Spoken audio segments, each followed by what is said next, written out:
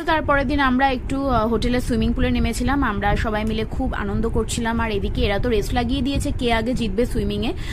তো আমরা এদিকে বসে সবাই মিলে চিল করছিলাম, খুব এনজয় করছিলাম। তো তারপর এদিকে আমরা ডিরেক্ট চলে গেছিলাম রুমে। তারপর ওখানে আমরা ফ্রেশন আপ হয়ে আমরা বেরিয়ে পড়েছিলাম তালসারির উদ্দেশ্যে। কিন্তু তার আগে আমরা ডিসাইড করলাম যে লাঞ্চটা করে নেব। তো আমরা রেডিমেডি হয়ে বেরিয়ে পড়লাম। তারপর আমরা ডিরেক্ট চলে গেছিলাম একটা রেস্টুরেন্টে। সেখানে আমরা প্রপার বাঙালি থালি, যেখানে সব কিছু পাওয়া যায়, বিভিন্ন ধরনের মাছ সব কিছুই ছিল, ওইটা দিয়ে আমরা প্রপার লাঞ্চটা করলাম। লাঞ্চ করে আমরা ডিরেক্ট চলে গেছিলাম তালসারিতে। তো সেখানে গিয়ে এত সুন্দর ওয়েদার ছিল, দেখে মনটা সত্যি খুব ভালো হয়ে গেছিলো। এত সুন্দর মানে পরিবেশ, তার মধ্যে এত এত নৌকা সারিবদ্ধভাবে লাইন করে দাঁড় করানো ছিল, খুব ভালো লাগছিল।